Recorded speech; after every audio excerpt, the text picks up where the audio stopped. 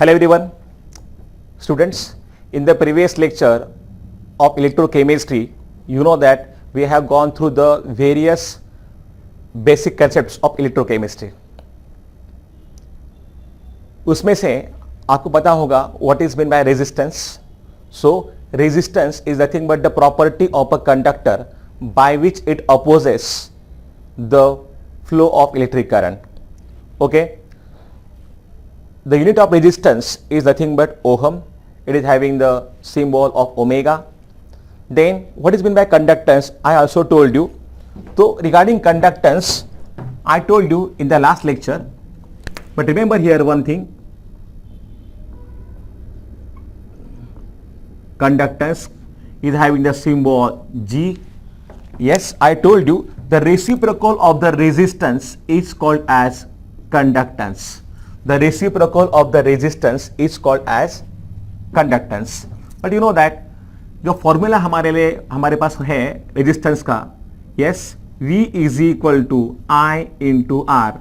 So R is equal to यहाँ पे आता है V upon I. V यहाँ पे है पोटेंशियल डिफरेंस, इसका यूनिट होता है volt, and the unit of current is nothing but here ampere we can say. So the unit of resistance here is nothing but volt per ampere. So we can write here, yes, volt per ampere. और अगर हमें लिखना है the unit of conductance तो क्या आएगा? We have to write here, yes, अगर ये ऊपर आएगा तो यहाँ पे क्या हो जाएगा? It will be ampere, and for this volt we have to write here per volt. So the unit of conductance, that is G here, we can write ampere per volt. Okay. लेकिन आपको पता है Q क्या होता है? Q here, Q is nothing but the charge. Charge is equal to current into time. Charge हम लोग major करते हैं in the unit, that is nothing but here coulomb. Current हम लोग मेजर करते हैं एम्पियर में, एंड टाइम हम लोग मेजर करते हैं सेकेंड में. So for current, for ampere we can write here ampere is equal to coulombs per second. So अगर हमने यहाँ पे वैल्यू को पुट किया तो क्या मिलेगा हमें?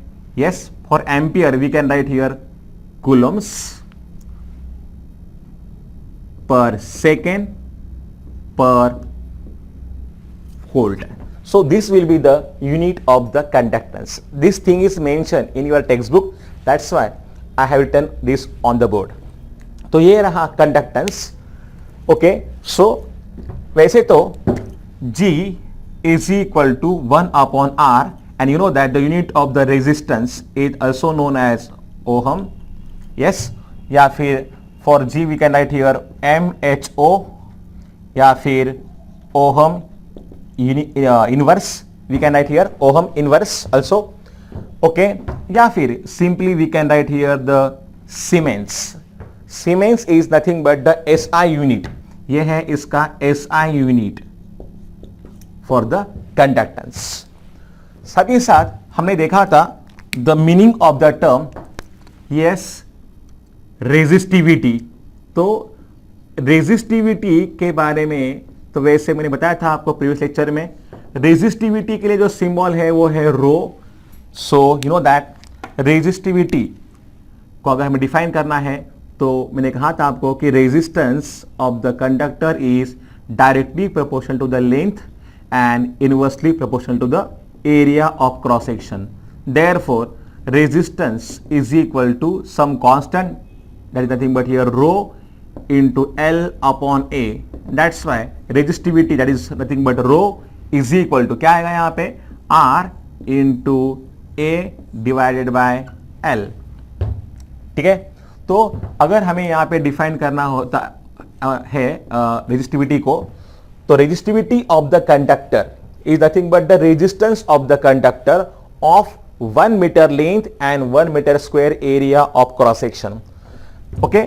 तो अभी यहाँ पे जो है रेजिस्टेंस, इसके लिए होता है unit ohm, and for area of cross section we can write here metre square, and for the length we can write here metre. तो यहाँ पे मीटर जो है एक यहाँ पे निकल जाएगा और आपको मिलेगा ohm and metre, that is nothing but the unit of the resistivity. ठीक है, और at the same time I told you about the term conductivity in the previous lecture.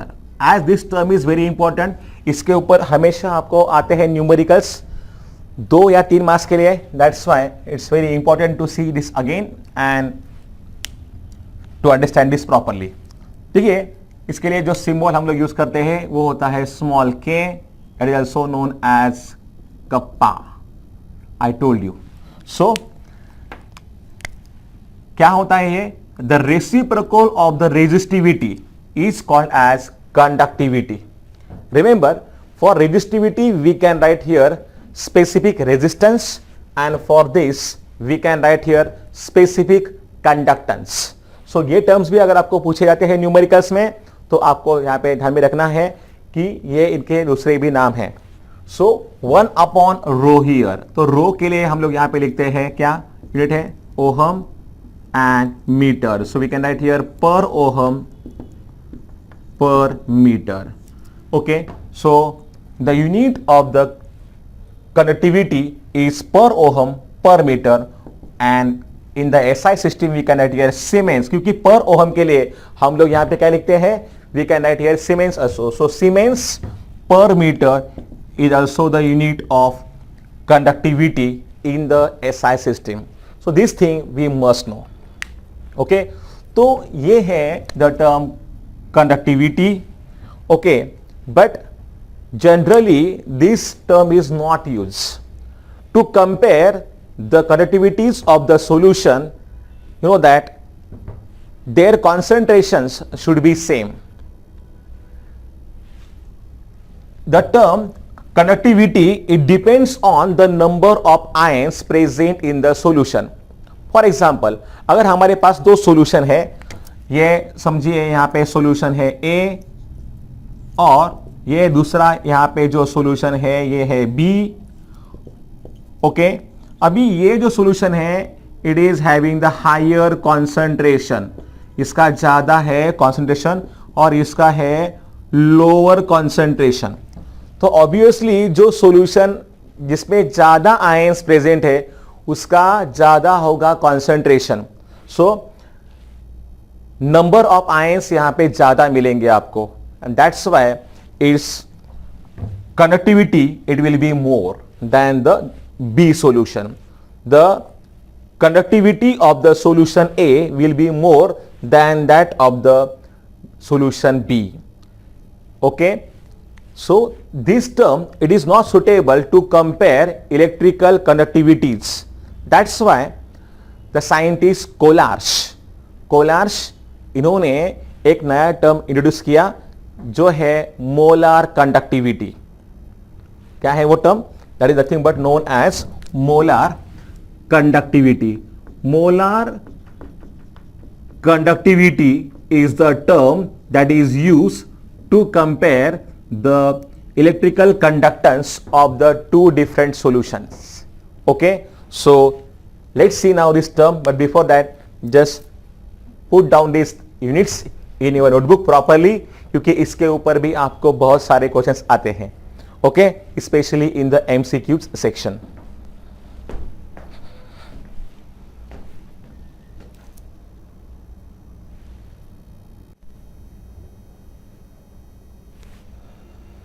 Now, what is the meaning of the term here, molar conductivity? Molar conductivity of the solution can be given by the formula lambda. इसके लिए symbol है, so lambda is equal to k divided by c, where k is nothing but electrolytic conductivity, electrolytic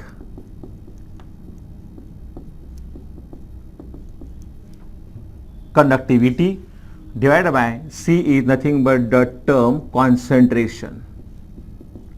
अगर हम यहाँ पे देखें तो SI unit जो है इसका SI unit of the conductivity is nothing but the siemens per metre. अभी देखा था हमने ये। ओके, सीमेंस मतलब क्या होता है, पर ओहम, पर ओहम को ही हम लोग यहाँ पे सीमेंस बोलेंगे। So siemens per metre is the unit of the term K. क्या है यूनिट ऑफ कॉन्सेंट्रेशन, तो ये आएगा यहाँ पे मोल्स पर मीटर क्यूब। ऐसा यूनिट है यहाँ पे, इसीलिए हमें यहाँ पे लेना पड़ेगा मीटर क्यूब। सो सीमेंस ये जो है मीटर क्यूब, अगर ऊपर जाएगा तो हो जाएगा प्लस। सो ऊपर जाने के बाद यहाँ पे फिर हो जाएगा सीमेंस। देखिए ये +3 -1 तो it will be +2। So siemens metre square और यहाँ पे आएगा फिर per mole. So this is nothing but the SI unit of the molar conductivity. Okay, but common unit इसके लिए जो होता है, it is nothing but per ohm centimetre square per mole. यही हम लोग न्यूमेरिकल्स में यूज करेंगे। You know that siemens is nothing but per ohm, and mostly it is in place of meter square we have to use here centimeter square, and per mole will be as it is. So this is nothing but the common unit of the molar conductivity. क्या होता है ये molar conductivity? See, I will write the definition here. It is defined as the conductance of volume of solution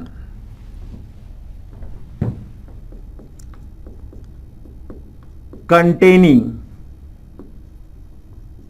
1 mole of dissolved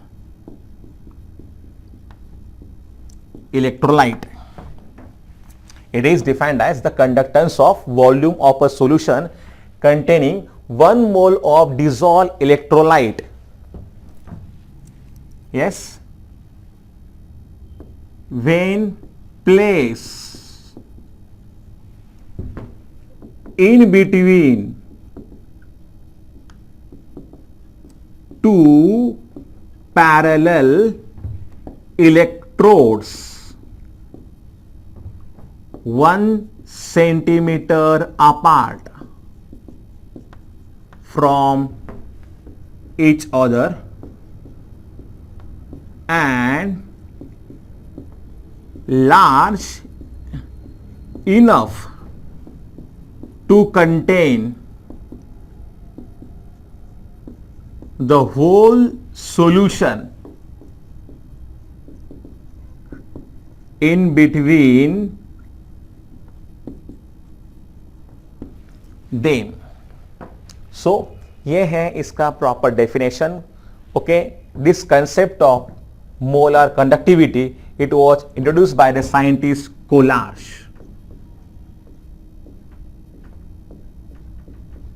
कोलार्श ने ये पहली बार किया था introduce. It is defined as the conductance of the volume of a solution containing 1 mole of a dissolve electrolyte. 1 mole ही यहां पे होना चाहिए डिसॉल्व इलेक्ट्रोलाइट, और ये हमें प्लेस करना होगा when place between the 2 parallel electrodes. 2 electrodes के बीच में, जिनके बीच में यहां पे जो डिस्टेंस होगा वो होना चाहिए 1 सेंटीमीटर अपार्ट. ठीक है, so this is a distance between them, it should be equal to 1 centimetre and large enough to contain the whole solution. तो ये जो है इलेक्ट्रोड का size, it should be large enough. तो ये इस तरीके से इसका जो भी आएगा कंडक्टिविटी 1 मोल इलेक्ट्रोलाइट का, that is known as a molar conductivity. So this is a very important term that we have to use. So remember, this is the formula we will require most of the times in case of MCQs. Such a kind of questions will be asked. What is the unit of the term lambda? What is the unit of the term के for kappa, kappa मतलब होता है conductivity, तो ये आपको यहां पे पता होना चाहिए। And this is a definition of the term molar conductivity. ठीक है, तो 1 सेंटीमीटर अपार्ट इलेक्ट्रोड्स को रखने के बाद और 1 मोल अगर हमने यहां पे लिया इलेक्ट्रोलाइट को, तो इनके मतलब इनको यहां पे प्लेस करेंगे हम लोग at a distance of 1 centimetre. उसके बाद जो भी यहां पे होगा उसका कंडक्टिविटी, इसको हम लोग बोलेंगे molar conductivity. So this term is generally used to compare the electrical conductivities of the 2 different solutions. ठीक है, so note down this things properly in your notebook.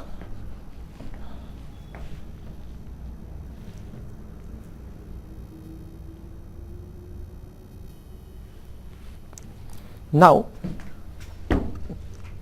the next important part of the chapter, relationship between the molar conductivity as well as the conductivity in CGS unit। अभी यही हम लोग यहाँ पे use करेंगे numericals में भी। I told you numericals इसके ऊपर आते हैं हमेशा। अभी देखिए क्या होता है conductivity. I told you the reciprocal of the resistivity is called as a conductivity। पर एक्चुअली में वो होता क्या है?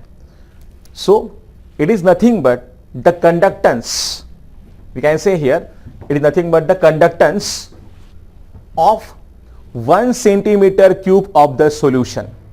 Let me tell you, आपको पता होना चाहिए ये कि 1 centimeter cube is nothing but here we can say 1 ml, isn't it? So conductivity, or we can say specific conductance, is the conductance of 1 centimeter cube of the solution in the CGS unit, while molar conductivity जो होता है it is nothing but the conductance of solution containing 1 mole of an electrolyte। अभी हमने देखा definition क्या होता है उसका। डेफिनेशन जो है, yes it is nothing but the conductivity of the 1 mole of an electrolyte, dissolve electrolyte, जिसको हम लोग बोलते हैं मोलार कंडक्टिविटी। अभी देखिए कंसिडर यहां पे हम लोग करेंगे कि C मोलार सॉल्यूशन है। C मोलार सॉल्यूशन मतलब क्या?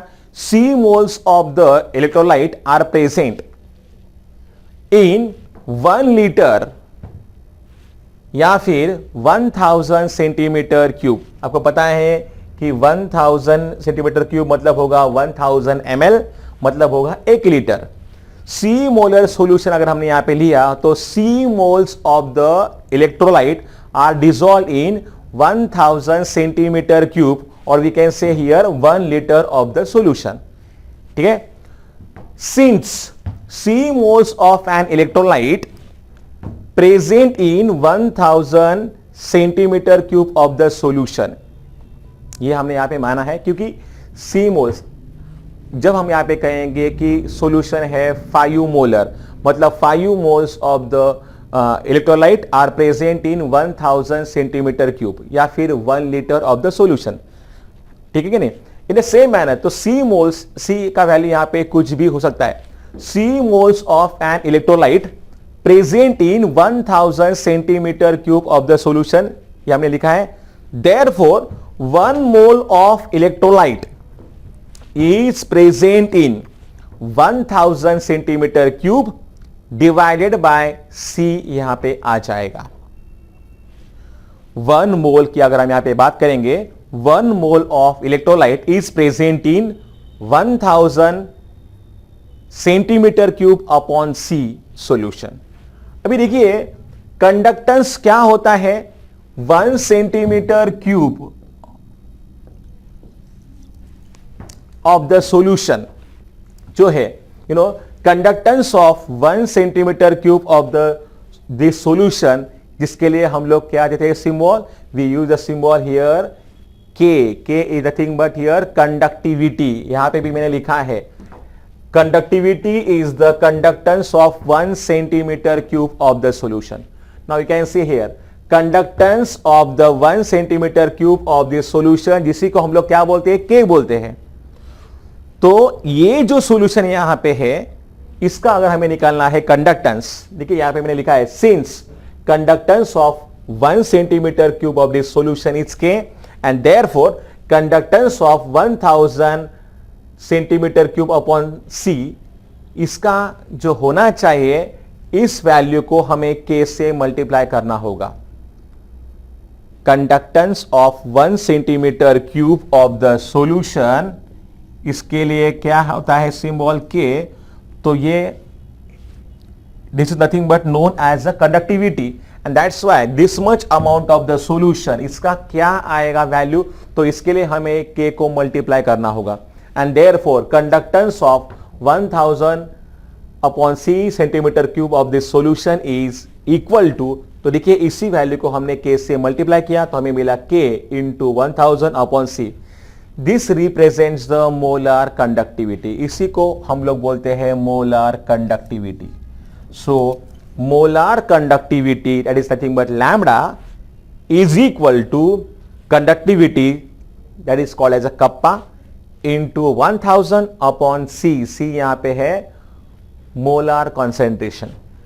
यहां पे जो यूनिट आएगा यह होता है पर ohm centimetre square per mole. यही फॉर्मूला, ये भी फॉर्मूला हम लोग बार बार न्यूमेरिकल्स में यूज करेंगे. ठीक है. So this is a very simple term and this is a very simple relationship that I have written on the board.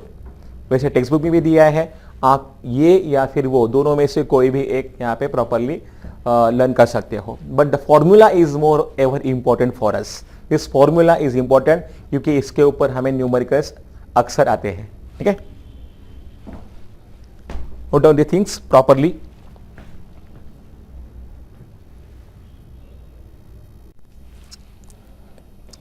चलिए अभी जो प्रॉब्लम दिया है आपके टेक्स्ट बुक में वो हम लोग अभी सॉल्व करेंगे. Try this. What must be the concentration of a solution of silver nitrate, जिसका फॉर्मूला है AgNO3, to have the molar conductivity of 121.4 per ohm centimeter square per mole. So यहाँ पे हमें जो दिया है given things, first of all we will write. हमें निकालना है concentration C का वैल्यू दिया है, लैम्बडा का value, lambda is equal to 121.4 पर ohm centimetre square per mole. And the conductivity यहां पे दिया है हमें K का वैल्यू और ये है 2.428 इंटू 10⁻³ पर ओहम पर सेंटीमीटर. चलिए जो फॉर्मूला हम लोग यहां पे यूज करेंगे, lambda is equal to 1000 K upon C. हमें निकालना है C. That's why C is equal to 1000 K divided by lambda. देखिए इस टाइप के न्यूमेरिकल्स में एक बात यह है कि हम लोगों को ज्यादा कन्वर्जन करने की जरूरत नहीं होती है. Just put the values in the given formula and solve the numerical. यह है इसका फायदा. I am talking about the numericals on the molar conductivity. Okay. So 1000 K का जो वैल्यू यहां पे दिया है वो है 2.428 इंटू 10⁻³ ठीक है. और जो नीचे दिया है लैम्बडा का वैल्यू क्या है 121.4. ओके. नाउ सो ये जो है 1000 इंटू 2.428 डिवाइडेड बाय, देखिए ये जो 10⁻³ है इसको हम लोग नीचे लेकर आएंगे तो ये हो जाएगा 10⁻³, मतलब ये भी 1000 ही हुआ. सो 121.4, तो 1000 जो है यहाँ पे हो जाएगा कट. मैं यहाँ पे काम करूंगा, डेसिमल पॉइंट को मैं शिफ्ट करूंगा. मैं अगर ऊपर और नीचे मल्टीप्लाई करता हूँ 1000 से तो डेसिमल पॉइंट यहाँ पे आ जाएगा. सो 2428 मैंने ऊपर और नीचे 1000 से मल्टीप्लाई किया है. सो 1214 आगे 2 0 आएंगे. 1000 से मल्टीप्लाई करने के बाद मुझे यहाँ पे मिल जाएगा ये वैल्यू. ठीक है. And 2428 and here 1214 into 10⁻². मैं इसको इस तरीके से लिख सकता हूँ. सो this is 1 and if you check it here, these values are double at the numerator. So ये आएगा कुछ इस तरीके से। 10⁻² जो है ऊपर लेके जाओ उसको, तो क्या मिलेगा 2 × 10⁻²। So the value will become 0.02 molar is the answer. So in this way we can do this calculations very easy. तो 10⁻² है इसको हम लोग ऊपर लेकर आए तो हो गया 10⁻² एंड 2 × 10⁻² का वैल्यू हो जाएगा 0.02 मोलार।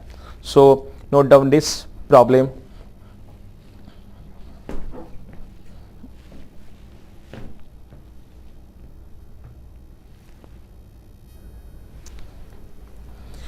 चलिए एक और प्रॉब्लम हम लोग यहां पे ले लेंगे। The molar conductivity of 0.01 molar acetic acid solution. So यहां पे दिया है हमें C का वैल्यू और वो है 0.01 molar at 25 degree Celsius is 16.5। तो ये हमें दिया है लैम्बडा का वैल्यू, क्योंकि मोलर कंडक्टिविटी यहां पे बोला है हमें। सो 16.5 yes per ohm centimeter square per mole. Okay, and what is the unit, what is the value of K? K is equal to question mark. Again the formula will be same. Yes, lambda is equal to 1000 K divided by C यहाँ पे मिलेगा। So K is equal to lambda into C divided by 1000। सो यहाँ पे जो दिया है lambda का value वो है 16.5, सी का वैल्यू क्या है 0.01 डिवाइडेड बाय है 1000। Okay, so we can write here 16.5 into 10⁻⁻² और नीचे है 10⁻3। ठीक है, सो ये जो 10⁻3 यहां पे है इसको अगर हम यहां पे लेकर आते हैं ऊपर तो 16.5 इंटू 10⁻⁻² इंटू 10⁻⁻3 तो हो जाएगा 16.5 into 10⁻⁻5। So the value of K will be 16.5 into 10⁻⁻5. This is the value of K. Obviously the unit will be per ohm per centimeter. In the CGS system we have to use these terms. Note down these things properly in your notebook. या फिर अगर हमें decimal point को shift कराना है तो यहाँ पे हम लोग इसको कुछ इस तरीके से 1.65 into 10⁻⁻4 भी लिख सकते हैं। ठीक है, note down this numerical as well. और एक दिया है सॉल्व न्यूमेरिकल टेक्स्ट बुक में, also go through this. Now the next part of the topic is here, I mean chapter is here, variation of the conductivity with the concentration. Concentration के साथ किस तरीके से चेंज होगा conductivity of the electrolyte. You know that the conductivity is nothing but the electrical conductance of unit volume of the solution. Unit का मतलब होता है यहां पे एक, तो 1 सेंटीमीटर क्यूब सॉल्यूशन का जो भी होगा conductivity that is known as a electrolytic conductivity.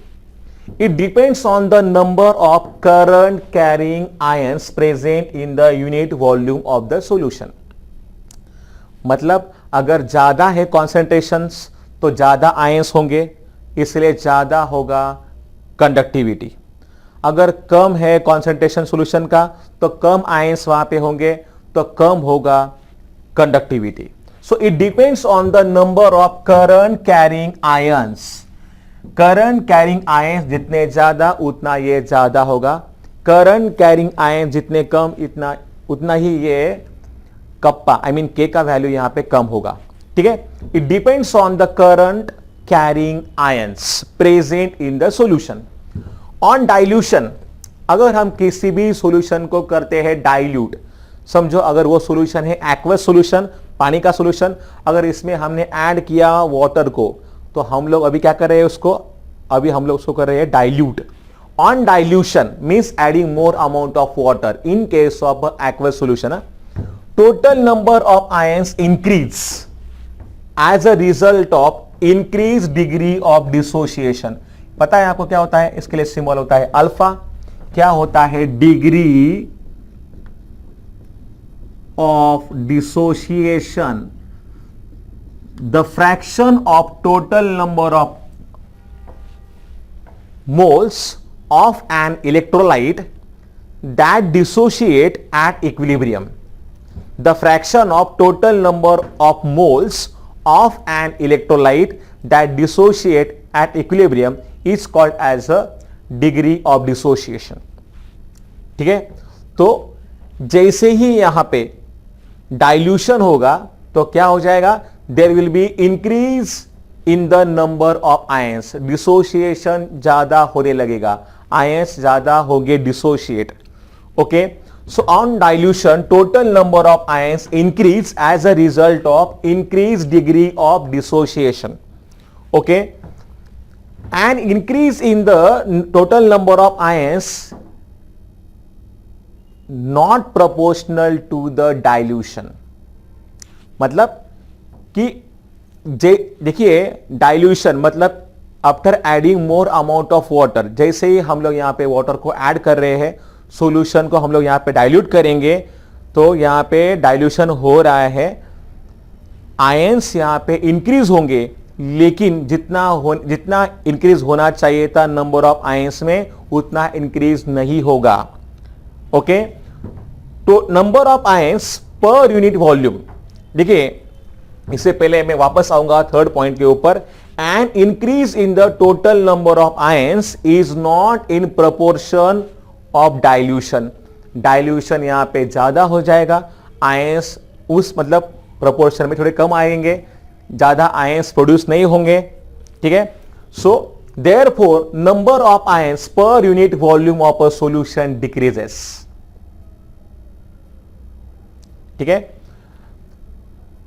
अभी समझिए यहां पे क्या हो जाएगा, number of ions per unit volume of a solution decreases, क्योंकि जैसे ही हमने डाइल्यूट किया सॉल्यूशन को, यहां पे वॉल्यूम तो बढ़ गया, लेकिन जो आयंस बढ़ने चाहिए थे उस अमाउंट में, उतने आयंस तो यहां पे बढ़े नहीं। That's why number of ions per unit volume of a solution यहां पे हो जाएंगे decrease. This results in decrease of the conductivity with the decrease in the concentration of a solution. concentration जो भी होगा solution का, ये कैसे होगा डिक्रीज, डाइल्यूशन करने से। अगर हमने इसको डाइल्यूट कर दिया तो जो solution होगा ये हो जाएगा लेस कॉन्सेंट्रेटेड, इसका concentration यहां पे कम हो जाएगा। ठीक है, एंड ऐसा करने के ऊपर क्या हो जाएगा, there will be decrease in the conductivity because number of ions will not increase to the same extent of dilution. Dilution के हिसाब से number of ions जितने प्रोड्यूस होने चाहिए थे उतने प्रोड्यूस नहीं होंगे। ठीक है, इसके बावजूद भी मतलब डिग्री ऑफ जो डिसोसिएशन है ये तो बढ़ेगा, लेकिन फिर भी इतने ज्यादा आयंस प्रोड्यूस नहीं होंगे। इसीलिए this is the statement we can say, this results in the decrease in the conductivity with the decrease in the concentration of the solution. ठीक है, so this is the effect, or we can say variation of the conductivity with the concentration. In the simple words we have to say that as there is a decrease in the concentration, there is decrease in the conductivity. ठीक है, अभी दूसरा यहां पे जो part है, variation of the molar conductivity, इसके लिए सिंबल है लैम्बडा विद द कॉन्सेंट्रेशन। अभी देखिए ये होता है conductance of unit volume, that is 1 centimetre cube of the solution, लेकिन जो होता है मोलार कंडक्टिविटी, इसमें 1 मोल ही होगा डिसॉल्व इलेक्ट्रोलाइट।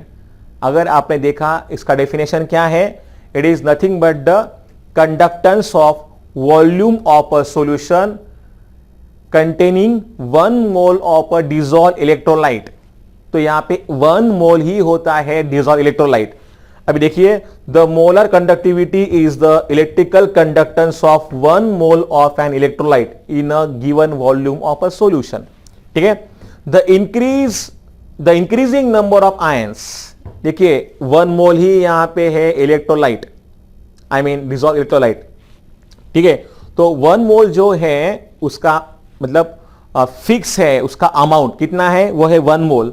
उसके बावजूद भी अगर यहां पे आयंस बढ़ रहे हैं, the increasing number of ions produce in solution by 1 mole of the electrolyte leads to increase molar conductivity. ऐसे में क्या हो जाएगा? यस, नंबर ऑफ आयंस जो प्रोड्यूस होंगे 1 मोल ऑफ डिसॉल्व इलेक्ट्रोलाइट से, इनसे क्या होगा? There will be increase in the molar conductivity. Okay, so the increasing number of ions produce in solution by only 1 mole of electrolyte leads to increase in the molar conductivity. ऐसे में अगर ions बढ़ेंगे तो क्या होगा? यहां पे lambda का वैल्यू बढ़ेगा. So we can say this is nothing but the variation of molar conductivity with the concentration. So these two terms are totally opposite. If you check it properly, and for saving the time I have written these things on the board. Now you can put these notes in your notebooks in proper manner. Okay, so this variation is very important to study.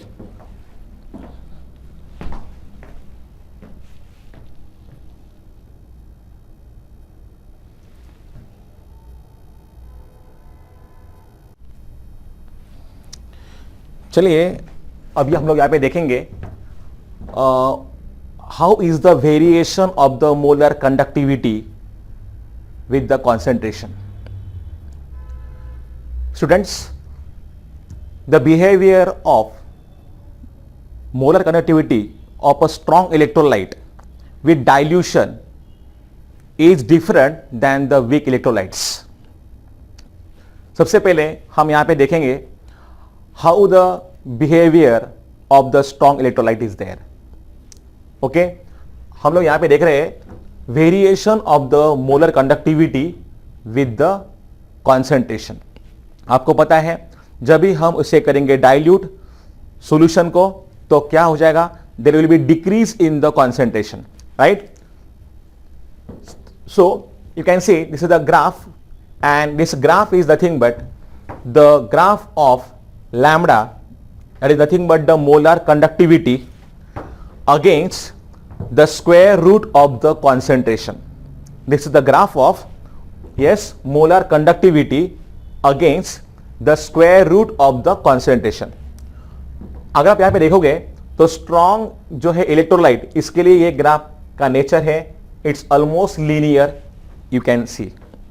Okay, जबकि आप देख सकते हो for weak electrolytes the graph, I mean the nature of the graph is not a linear, it's a curve. ये आपको दिखाई दे रहा है, ये है curve for the weak electrolytes. ठीक है, तो इसके रिगार्डिंग जो भी थियरी का पार्ट है मैंने लिखा है बोर्ड पे for the convenience purpose. The molar conductivity of a solution of a strong electrolyte increases rapidly with the dilution. जब हो जाएगा dilution, at that time the degree of dissociation of the strong electrolyte it will increase. That's why there is a increase in the molar conductivity of the strong electrolyte with the dilution. Dilution करने से बढ़ेगा degree of dissociation, ज्यादा ions वहां पे produce होंगे. इसीलिए यहां पे लिखा है the molar conductivity of a solution of a strong electrolyte increases rapidly with the dilution. Then it approaches the limiting value, और वो जो वैल्यू है for 0.01 molar to 0.0001 molar solution, ये है इसका limiting value. The dilution has no effect on the molar conductivity thereafter. देखिए, एक बार इस लिमिटिंग वैल्यू को अचीव करने के बाद डाइल्यूट करने पर भी यहां पे मोलर जो है कंडक्टिविटी ये इंक्रीज नहीं होगा in case of a strong electrolyte. तो ये है इसका limiting value. The dilution has no effect on the molar conductivity thereafter. ठीक है, इसके बाद चाहे आप कितना भी इसको डायल्यूट कर लो फिर भी नहीं बढ़ेगा molar conductivity of the strong electrolyte. The maximum limiting value of the molar conductivity eight zero concentration और एट इनफाइनाइट डाइल्यूशन। आप यहां पे देख सकते हो कि अगर हमने इसको इसी ग्राफ को आगे बढ़ाया, इसको हम लोग बोलते हैं एक्सट्रापोलेशन। मतलब यही जो ट्रेन है अगर हमने यहां पे आगे भी इसको कंटिन्यू किया तो उसको हम लोग बोलते हैं extrapolation. So when this line is continued we will get here the value of lambda zero. Lambda zero का यहां पे जो मतलब है, it is nothing but the molar conductivity at a zero concentration. Zero concentration का मतलब होता है इनफाइनाइट डाइल्यूशन। ओके, इसके बाद उस सॉल्यूशन को और ज्यादा हम लोग डाइल्यूट नहीं कर सकते, तो ये इसको हम लोग बोलते हैं जीरो कॉन्सेंट्रेशन, और we can also say it as a at infinite dilution. ठीक है, इसके बाद और ज्यादा डाइल्यूट करने पर भी मोलर कंडक्टिविटी इंक्रीज नहीं होगा। That is the concentration known as a zero concentration और also known as a infinite dilution. Clear है? सो लैम्बडा जीरो का मतलब यहां पे क्या होता है, molar conductivity at a zero concentration. Okay, तो ये है स्ट्रॉन्ग इलेक्ट्रोलाइट के लिए behaviour of the molar conductivity. During the 19th century, F. Kolarz, with some of the experiments which he has repeated, and on the basis of that experiment he showed that the molar conductivity of the strong electrolyte varies linearly with the square root of the concentration। आप देख सकते हो यहां पे जो nature है graph का, it's almost linear. सो कोलार्स ने बताया था in the 19th century that the molar conductivity of a strong electrolyte varies linearly with the square root of the concentration। और इसके लिए जो फॉर्मूला हमारे पास है, so lambda is equal to what is this here, molar conductivity at a given concentration, जो भी कुछ यहां पे कुछ भी होगा। So lambda is nothing but here molar conductivity at a given concentration. It is equal to molar conductivity at a zero concentration minus A into square root of a C। यहां पे जो C है ये है molar concentration, या फिर you can say just here concentration only. तो ये है यहां पे स्क्वायर रूट ऑफ C, और जो यहां पे दिया है A is nothing but constant. यहां पे A का जो वैल्यू है ये होगा constant. So this is the behaviour we can say for the strong electrolytes. Graph से आपको दिखाई देगा कि जो नेचर है molar variation of the molar conductivity of weak electrolyte ये काफी अलग है स्ट्रॉन्ग इलेक्ट्रोलाइट से। So here this thing we have to remember. अभी इसके रिगार्डिंग जो भी थियरी है now I will put on the board, but this is the behavior that you have to remember. Note down these things properly in your notebook, and now I am going to write the variation of the molar conductivity of a weak electrolyte with a concentration, or you can say dilution also। ठीक है, एक बात को यहां पे हमें ध्यान में रखने का है कि डाइल्यूशन जब हम लोग यहां पे करेंगे मतलब हम लोग यहां पे डिक्रीज करते हैं उसका concentration. So note down these things properly in your notebook।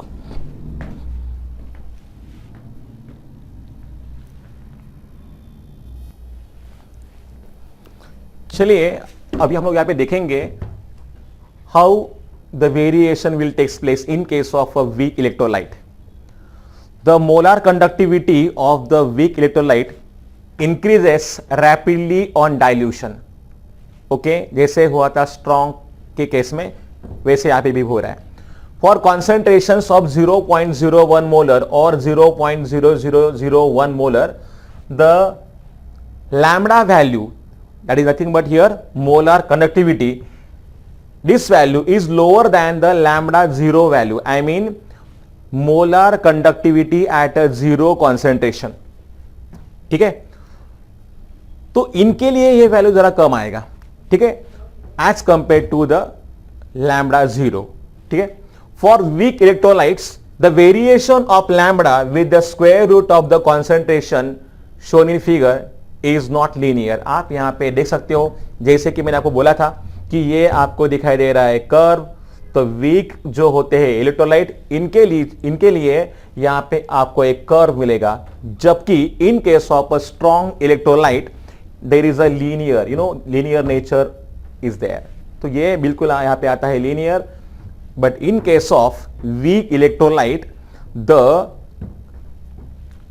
curve, there will be curve shape. I mean the graph of lambda versus square root of concentration of a weak electrolyte is having the curve shape. Okay, it's not a linear. Molar conductivity of the strong electrolyte at a 0 concentration can be determined by extrapolation of linear part of. Yes, I told you कि अगर हमने strong के लिए ये line निकाला, तो इसे अगर हमने यहाँ पे आगे कंटिन्यू किया, तो हमें यहाँ पे इसका एक्स्ट्रापोलेशन करने के बाद जो आपको दिखाई दे रहा है ना, this is known as extrapolation. So here we are getting the value of lambda 0. But this is possible only in case of a strong electrolytes. It is not possible in case of a weak electrolytes. This thing we have to remember. तो lambda 0 का value हम लोग यहाँ पे नहीं निकाल सकते हैं in case of a weak electrolyte, as the nature of the graph is not a linear. ठीक है, so this method cannot be use for the weak electrolyte since the lambda versus square root of C curve does not approach linearity. Means वो linear नहीं है, इसीलिए यहां पे हमें lambda 0 का वैल्यू नहीं मिल सकता है. ये दोनों का है difference. So in this way we can say that the behaviour of the variation, we can say of the molar conductivity of the strong electrolyte is different than that of the weak electrolyte, or I will say the behavior of the molar conductivity of the strong and weak electrolyte with the dilution are different, जैसे कि आप यहाँ पे graph के nature से देख सकते हो. ओके, तो मेरे ख्याल से आज के लिए इतना ही काफ़ी है. बाकी का जो नेक्स्ट पार्ट है ये हम लोग देखेंगे in the next lecture. Okay, so note down all these things properly in your notebook. Okay, in the next lecture we will start with the Collar's law. It's an important law. Law जितने भी है हमारे chemistry के part में, especially in the physical chemistry, they are very much important and always ask. So till the time, take care and see you in the next lecture. Goodbye.